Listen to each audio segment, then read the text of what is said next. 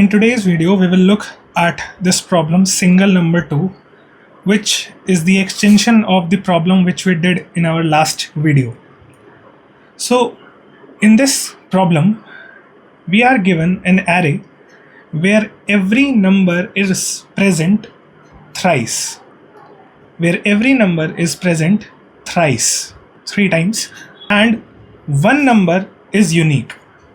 So you can see that here 6 is present 3 times, 5 is present 3 times, and 3 is a unique number.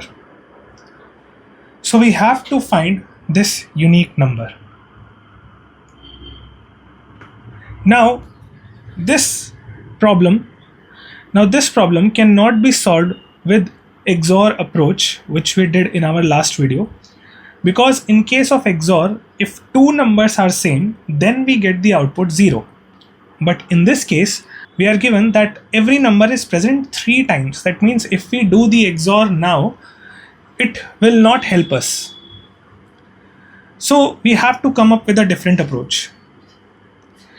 Now, if we look at this problem, the brute force approach, the simplest approach which comes to our mind, is that we again try to run a loop through complete array, and we keep a variable count, and we check if the element is present more than 1 times, we will reject it. Okay, we will reject it. This is the simplest approach. For that, we will take 6 and we will find if we have 6 in the array or not. Then we will take 3. Suppose this 3 is not present here.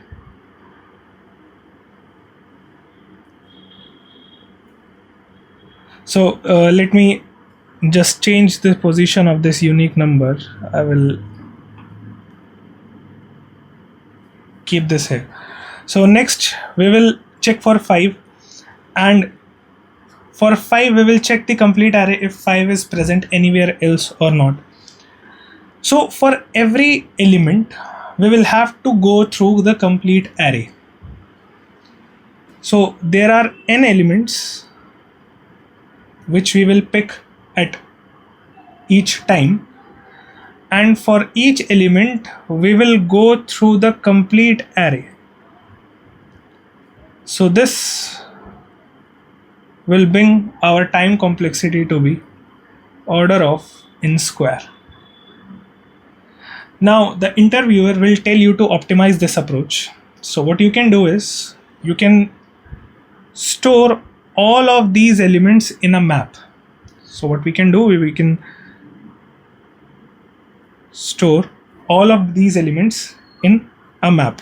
So 6 is present 1 times initially, 5 is present 1 time, 3 is present 1 time, then we again came across 6, so 6 is present 2 times, then we again came across 6 is present 3 times, 5 is present 2 times, and then 3 times. So this is the final value. So 6 is present 3 times, 5 is present 3 times, and 3 is present 1 time. Now what we can do is we can iterate through this map, right? We can iterate through this map, and we will check if the frequency of any number is 1, we will return that number. So for this we can create an unordered map. If you are using C++, so we have an ordered map where we will use key of integer and value is also an integer. So this is our map. Then we will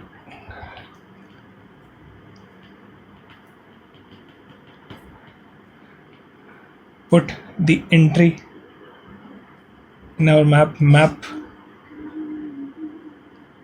of array of I plus plus. So what this will do, this will create these entries like this, Okay, now we can iterate through the map.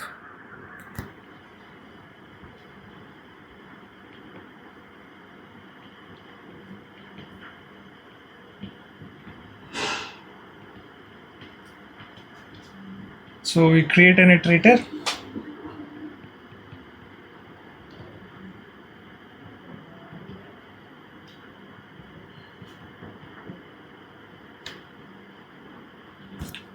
Like this, and we will check if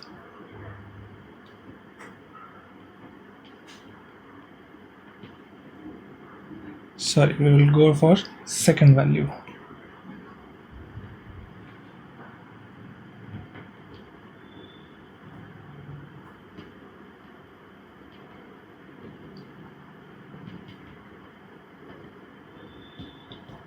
Okay, so as soon as we get the value equal to 1, we will return the key. So this first part of our key value pair will be returned. So this can be one of the approach for our this single number 2 problem. But as you can see, you have utilized a map here which will use an extra space, right? The interviewer might still not be happy and will tell you to optimize the approach. Okay, so what can be the optimized approach here? So let's write all these numbers again.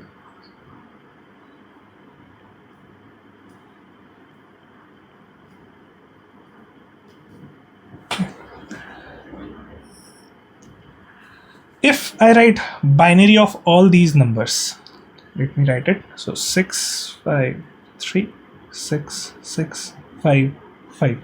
So binary of 6 is 1 1 0. Binary of 5 is 1 0 1 0 1 1 1 1 0 1 1 0 1 0 1 and again 1 0 1.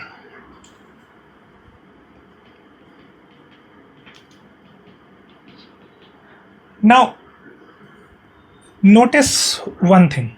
The problem stated that every number is present thrice, that means 3 times, except the one number. If for a moment I forget about this unique number, and if I count the number of ones and zeros on each bit,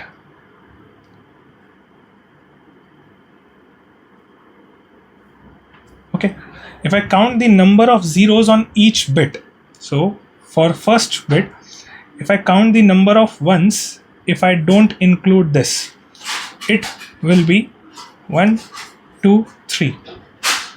Okay, there are 3 ones.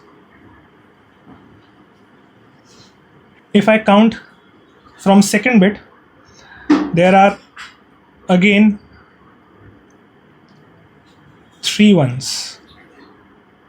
If I count from third bit, there are 6 ones.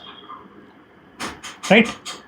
Now notice something, that number of ones are the multiple of 3. Number of ones are the multiple of 3. And why? It is because in the question it was given that every number is present thrice. Every number is present 3 times. That means each number will contribute a single one at a particular bit. Each number will contribute a single one. But since it is present 3 times, so 1 will be 3 times. Right? So every number which is present 3 times will be contributing 1 3 times. Also, it will be contributing 0 3 times if it has 0. Right? But if we have an extra number present, that means the total number of ones will not be the multiple of 3. Right? The total number of ones will not be the multiple of 3 because we have an extra number. So if you now check this first bit, okay, this whole first bit, you will see the total number of ones are 1, 2, 3, 4. That means 4 ones, which is not a multiple of 3. And the extra 1 is because of that unique number which is present in our array. Again, if I go to second bit, the total number of 1 will be 1, 2, 3, 4. Again 4 1. Right? So you can see that as soon as we include an extra number, the total number of ones is not the multiple of 3. Right? And to calculate how many extra ones are there, I can simply do modulus of 3. Right? If I do modulus of 3, it will give me the remainder, which will be the extra 1. So if you see here, total number of ones at 0th position are 4. If I do modulus of 3 at this position, it will give me an extra 1. Again, total number of ones at second position are 4. If I again do modulus of 3, it will give me an extra 1. The total number of ones at position 3 are 1, 2, 3, 4, 5, 6, which is 6. If I do modulus of 3, it will give me 0. And if I see, this is my extra number, which is 3. So the idea is very simple. Since it is given in the question that every number is present 3 times and one number is unique, we can see that the contribution of each number which is present thrice will be 3 times. And there will be an extra contribution because of the unique number present in our array. Okay, there will be an extra contribution because of the unique number present in our array. And that extra contribution can be calculated by modulus of 3. Right? So this is the approach of bit manipulation to solve this problem. In this case, I don't have to use any separate data structure to store my data. So this is the optimized approach you should aim for. Now let's see how we can code this approach. So let's try to code the problem. Here I have an array of size 10 in which every number is present thrice except for the one number, and I'm calling this function find unique. So we will write our code here. Now we need to count the number of ones. So I'm taking a variable count, and considering that all my numbers which I have taken in the array can be stored within 32-bit. Okay, so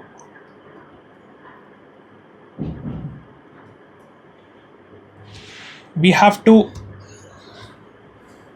check all the bits positions for how many ones are present.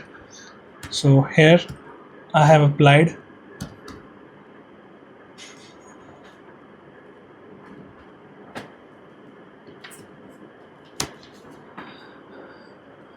this loop which will go through each bit from 0 to 32, and this will be done for every number present in the array.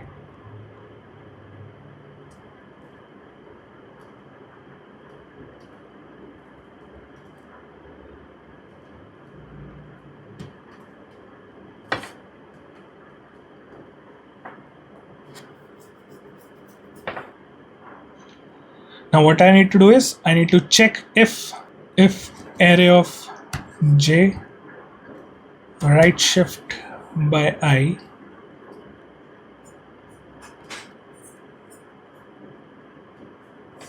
and 1. So what this will check? It will check if the current bit is 1 or not. Okay, so first I will be 0, so we will check the 0th bit. Next time I will be 1, so we will check the first bit. So that is how it is working. So we have created a mask here. So we will do count plus plus. We can use this count inside this loop because for every bit we will be calculating a different count. So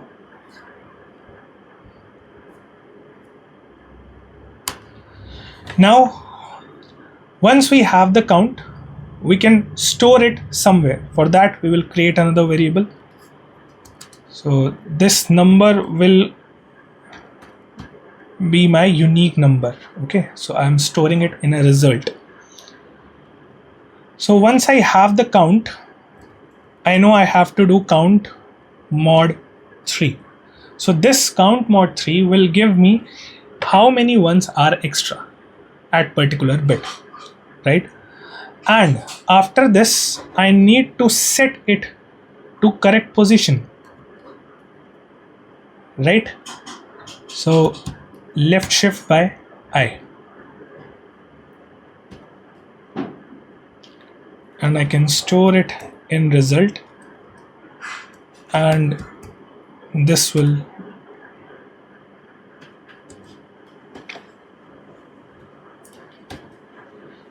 keep my result updated. Okay, and at the end I can return result.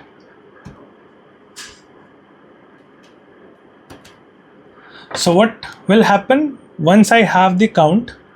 I'm doing the mod 3, which means I will get how many ones are present.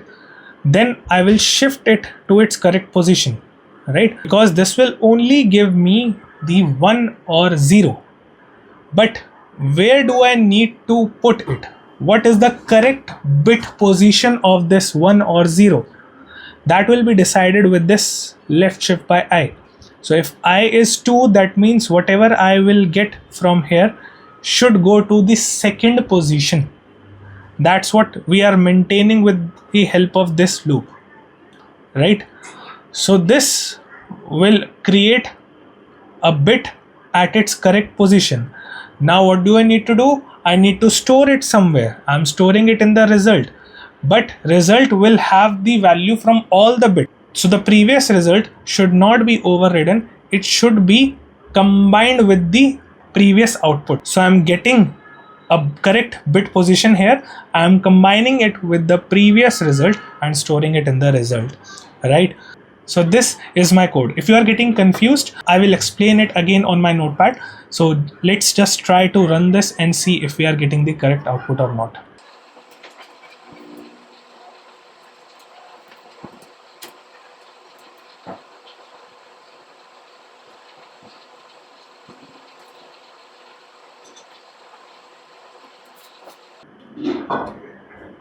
So see here, we have this output 3.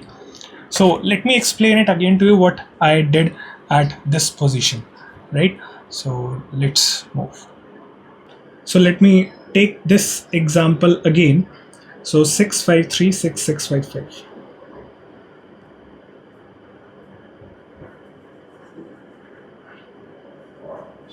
One one zero, 101, 011, 110, 110, 101, and 101, right?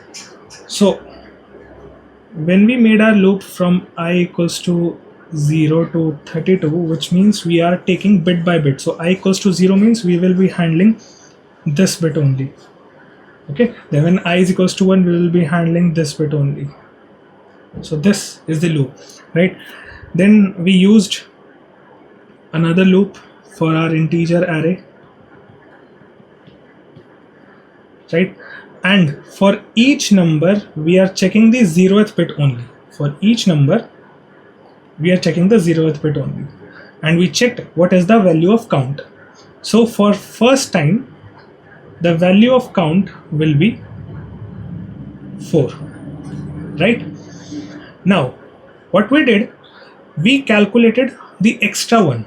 how we calculated the extra one? We calculated the extra one by doing mod 3. With this we get 1. Now where this 1 belongs to, how will we know that? For this we need to shift it to its correct position, right? So we did left shift by I. The initial value of I is 0, that means 1 will remain 1, so we got 1 here, and we stored it in result like this, right? So the actual statement was result is equals to result or count mod 3 left shift by I, right? So initially result will be 0, so 0 or 1, it will be 1. Okay, now next time when I is equals to 1, we are checking all the first bits. We will again get 4, so the count will be again 4. We will do count mod 3, we will get 1. Now 1 will be left shift by I, that means 1 will be left shift by 1, because this time the I is 1. So we will get 0 1 0, and we will OR this with our previous result. Previous result was 1, so result was 0 0 1, and we are ORing this with this one. If we do OR of this and this, we get 0 0 1 and 0 1 0, which is 0 1 1, right? So now my result is 0 1 1. For the third bit, I will get the count as 6. Okay, the count as 6. If I do mod by 3, I'll get 0, and 0 left shift by I, which means 2 times, and it doesn't matter if I shift 0 because it will remain same, and if I do OR with the result, I'll still get 0 1 1, which is 3. So this is how the code works.